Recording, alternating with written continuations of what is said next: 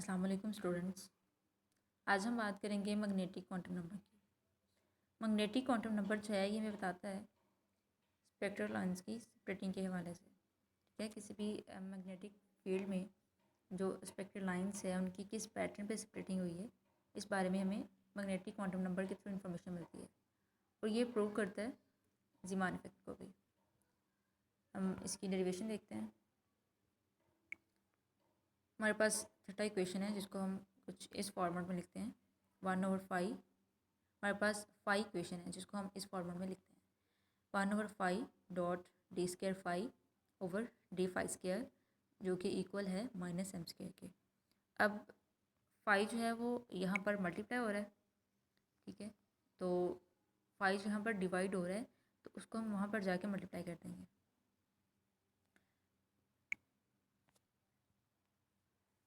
Phi यहाँ से replace होके यहाँ आ जाएगा, उधर डिवाइड हो रहा था, डिवीजन में था, यहाँ पर मल्टीप्लिकेशन में आ जाएगा।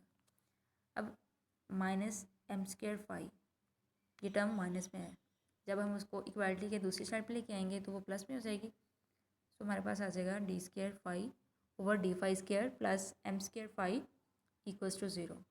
और इस इक्वेशन को हम सेकंड ऑर्डर डिफरेंशियल इक्वेशन भी कहते हैं। नेक्स्ट है हमारे पास ये जो सेकंड ऑर्डर डिफरेंशियल इक्वेशन है, इसकी साइन और कॉस फंक्शन के फॉर्मेट में ये वाली इसकी वैल्यू होती है। ठीक है, ये जो हमारे पास सेकंड ऑर्डर डिफरेंशियल इक्वेशन आई है, इक्वेशन नंबर 1, इसको हम साइन और कॉस की फॉर्म में, इसका जो सोल्यूशन है वो ये वाली इक्वेशन है जिसमें फाई इक्वल है a साइन m फाई के plus b cos m phi के।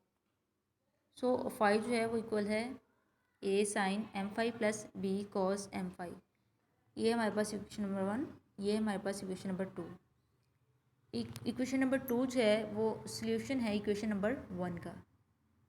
ठीक है, अभी हमने बात की कि जो ये वाली इक्वेशन है इक्वेशन नंबर 1, इसको जब साइन और कॉस के फंक्शंस में इसको डिस्प्ले किया जाए तो इसकी इक्वेशन जो है वो ये वाली हमें मिलती है। और सिंगल वैल्यूड फंक्शन के लिए हम ये वाली जो वैल्यू है ये यूज़ करते हैं। फाई की वैल्यू हमेशा 0 और 2 पाई के दरमियान होनी चाहिए, ये हमारे पास कंडीशन है। अगर हम ये इक्वेशन यूज़ कर रहे हैं तो हमारे पास इक्वेशन नंबर 2 में हमारे पास ये कंडीशन है कि हमने फाई की वैल्यू या तो 0 लेनी है या फिर हमने 2 पाई लेनी है। ठीक है, अब हमारे पास दो केस हैं।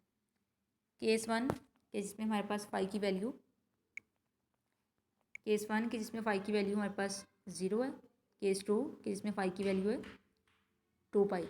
सो हम फर्स्ट केस देखें, इसमें फाई इक्वल है a साइन m फाई के प्लस b कोस m फाई के। सो अगर हम फाई की वैल्यू 0 पुट करते हैं तो फाई की जगह पे यहाँ पे हमारे पास 0 आ जाएगा। 0 equals to a sine m into phi की जगह पे again 0 plus b cos 0 m। अब 0 equals to a sine 0 plus b cos 0। अब हमें पता है कि जो साइन 0 है उसकी वैल्यू 0 होती है और जो कोस 0 है उसकी वैल्यू 1 होती है। सो अगर साइन 0 की वैल्यू 0 होती है वो सारा फंक्शन जो है वो 0 हो जाएगा और जो b जो है वो 1 से मल्टीप्लाई होके हमें एग्जैक्ट वैल्यू देगा। सो b की वैल्यू हमारे पास आ जाती है 0। ठीक है, ये हमें b की वैल्यू मिल गई है। अब हमने सेकंड केस अप्लाई करना है। सेकंड केस में हमारे पास फाई जो है वो 2 पाई के इक्वल है। तो जब हम फाई की वैल्यू 2 पाई पुट करेंगे तो फाई की जगह पे हम 2 पाई आ गया। a sine 2 into phi again 2 pi m plus b cos m into phi की वैल्यू 2 पाई। सो इस इक्वेशन में हमने वैल्यूज़ पुट की। अब 2 पाई इक्वल आ जाएगा a साइन m 2 पाई के प्लस b कॉस m। तो यहाँ पर हमारे पास इक्वेशन आएगी 2 pi equals to a sine m 2 pi plus b cos m 2 pi. ये हमारे पास आ गई final equation in case of phi equals to 2 pi. अब ये दो इक्वेशंस हमारे पास आ गई हैं। ठीक है, इन दोनों इक्वेशंस को हमने इक्वेट कर देना है क्योंकि हमने बात की है कि फाई की वैल्यू या तो 0 होगी या फिर 2 पाई होगी, इन दोनों के बिटवीन होगी। तो जब हम इन दोनों इक्वेशंस को इक्वेट करते हैं तो हमारे पास ये वाली इक्वेशन आती है b equals to a sine m2 pi plus b cos m2 pi. उस इक्वेशन को हमने इक्वेशन नंबर 3 का नाम दे दिया है। अब इक्वेशन नंबर 3 में जो m है उसकी वैल्यू या तो 0 होगी या फिर +-1 +-2 and so on to infinity. अब जो एक्सपोनेंशियल फॉर्म होती है इक्वेशन नंबर 2 की, इक्वेशन नंबर 2 हमारे पास कौन सी है, ये वाली, ये हमारे पास इक्वेशन नंबर 2। इस इक्वेशन की एक्सपोनेंशियल फॉर्म जो होती है हमारे पास वो है phi equals to C e raise to power +-i m phi. ये हमारे पास एक्सपोनेंशियल फॉर्म इक्वेशन नंबर 2 की। अब हमारे पास ये एक फॉर्मूला है कि e raise to power i phi equal होता है कोस फाई के प्लस आई साइन फाई के।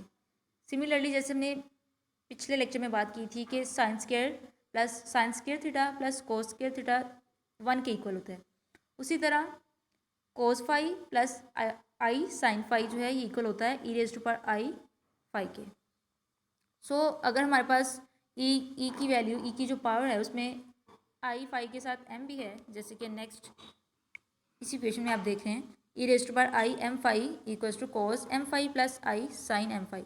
सो अगर हमारे पास m जो है वो यहाँ पर ऐड कर दें तो सिमिलर हमारे पास केस आएगा, हमें सिमिलर वैल्यू मिलेगी। नेक्स्ट है हमारे पास phi equals to C e raise to power +-i m phi. इस इक्वेशन को हमने इक्वेशन नंबर 4 कह दिया है, और यहाँ पर जो c है वो कॉन्स्टेंट टर्म है, और जो आयोटा है जिसको हम आयोटा जो है ये इक्वल होता है -1 के अंडर रूट के इक्वल। ठीक है, अब हमने फाइंड करनी है c की वैल्यू। तो c की वैल्यू फाइंड करने के लिए हम नॉर्मलाइजेशन फंक्शन अप्लाई करते होते हैं, जैसे कि श्रोडिंगर इक्वेशन में आपने देखा होगा। अब c की वैल्यू फाइंड करने के लिए हमने नॉर्मलाइजेशन फंक्शन जो है वो अप्लाई किया है। सो इस इक्वेशन में आप देखें हमने लिमिट अप्लाई की है 0 to 2 पाई। इंटीग्रेशन हम कर रहे हैं इक्वेशन नंबर 4 की, इसकी इंटीग्रेशन हम कर रहे हैं। सो 0 से 2 पाई हमने लिमिट अप्लाई की है, और फाई के साथ फाई स्टार है। ये जो फाई स्टार है ये यहाँ पे कैसे आ गया, उसकी रीज़न ये है कि जब हम लिमिट्स अप्लाई करते हैं, यहाँ आप सिंपली ये समझ लें कि जब हम इंटीग्रेशन करते हैं किसी भी फंक्शन को, जब हमने इंटीग्रेट करना है तो उसका डेरिवेटिव उसके साथ कंपल्सरी है कि उसका डेरिवेटिव उसके साथ होना चाहिए। ठीक है, तो जब तक किसी भी फंक्शन का डेरिवेटिव उसके साथ मौजूद नहीं होगा तो हम उसको इंटीग्रेट नहीं कर सकते। सो हमने चूँकि यहाँ पे इंटीग्रेशन करनी है तो इंटीग्रेशन के लिए डेरिवेटिव साथ होना चाहिए, तो इसलिए यहाँ पर जो फाई स्टार है ये इंटीग्रेशन को शो कर रहा है।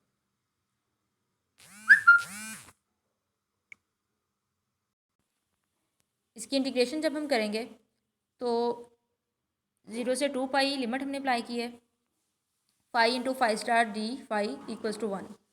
ये सारी टर्म हमारे पास नॉर्मलाइजेशन फंक्शन की है। ठीक है, जहाँ पर पाई स्टार जो है ये कॉन्जुगेट फंक्शन है जिसको हम डेरिवेटिव भी कह रहे हैं, ठीक, इसका फाई का। सो जब हम इस इक्वेशन को सॉल्व करेंगे उसमें हम देखें कि फाई स्टार जो है ये हमने कहा है कि कॉन्जुगेट फंक्शन है। अब इसको जब हम मज़ीद सॉल्व करें इक्वेशन नंबर 4 को, इक्वेशन नंबर जो 4 है हमारे पास पीछे, उसमें हमने फाई की वैल्यू पुट करनी है। जो हमने पीछे फाई की वैल्यू जो है वो फाइंड की है, दैट इज़ जब हमने इक्वेशन नंबर 4 से फाई की वैल्यू यहाँ पुट की तो फाई जो है वो इक्वल होता है C into e raise to power +-i m phi dot, क्योंकि हमारे पास फाई और फाई स्टार हैं तो हमने फाई की वैल्यू भी पुट करनी है और फाई स्टार की भी। फाई की वैल्यू और फाई स्टार की वैल्यू पुट करने के बाद नेक्स्ट हमने इसको सॉल्व किया, क्योंकि ये दोनों पावर्स जो हैं e raise to power i m p और e raise to power -i m p ये दोनों सेम बेसिस है, उनकी पावर जस्ट साइन का डिफरेंस है, ये कैंसिल हो जाएंगी, हमारे पास पीछे बचेगा सी स्क्वायर। अब नेक्स्ट हमारे पास इक्वेशन आ गई सी स्क्वायर डी फाई, इसको हमने इसकी लिमिट्स अप्लाई करनी है। जब हम लिमिट्स अप्लाई करेंगे तो हमारे पास जब हमने इसकी इंटीग्रेशन करनी है, इंटीग्रेशन में हमें सी स्क्वायर, हमने पीछे बात की थी कि सी स्क्वायर जो है वो कॉन्स्टेंट टर्म है, तो उसको हमने बाहर निकाल लिया है। इस इक्वेशन में सी स्क्वायर को हमने बाहर निकाल लिया, क्यों, क्योंकि वो फंक्शन नहीं है, वो कॉन्स्टेंट टर्म है। तो अंदर हमारे पास जस्ट वन है। तो जब हम वन को इंटीग्रेट करते हैं तो जिस फंक्शन के थ्रू हम उसको इंटीग्रेट कर रहे होते हैं, जिस चीज़ के रिस्पेक्ट, लाइक यहाँ पे हम 5 के रिस्पेक्ट इंटीग्रेट कर रहे हैं, तो हमारे पास 5 एज इट इज़ आ जाएगा। तो यहाँ पर 5 जो है वो इंटीग्रेशन पे हमें 1 की जब इंटीग्रेशन करें तो हमें 5 मिलेगा, और जो लिमिट्स हैं 0 to 2π वो एज इट इज़ आ जाएंगी, और ये इक्वेशन जो है 1 की इक्वल है। अब c² इंटू 5 की जब हम लिमिट्स अप्लाई करेंगे तो upper limit minus lower limit, upper limit 2π है, उसमें से लोअर लिमिट 0 माइनस करेंगे तो वो 2π रहेगा। c² into 2π equals to 1। अब c² जो है वो इक्वालिटी की एक साइड पर रहेगा, 2π जो है दूसरी साइड पर जाके डिवाइड हो जाएगा। नेक्स्ट हमने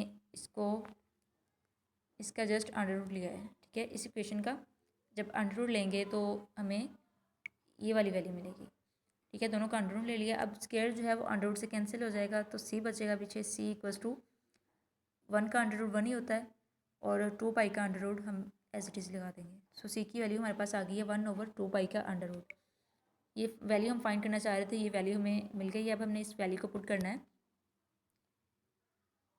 इक्वेशन नंबर 4 में, ठीक है। इक्वेशन नंबर 4 हमारे पास क्या थी, 5 इक्वल्स टू c.e⁻⁻i⁻m_p, और यहाँ पर हमने c की वैल्यू फाइंड किया वो पुट कर दिया। c की जगह पे 1/2π अंडर रूट, ये वाली हमने c की वैल्यू यहाँ पे लगा दी है c की जगह पे। तो हमारे पास इक्वेशन क्या आई है, 5 इक्वल्स टू 1/√2π.e⁻⁻i⁻m5, और m जो है ये हमने बात की थी कि ये 0 भी हो सकता है, +-1 भी हो सकता है, +-2 भी हो सकता है, सो ऑन टू इन्फिनिटी।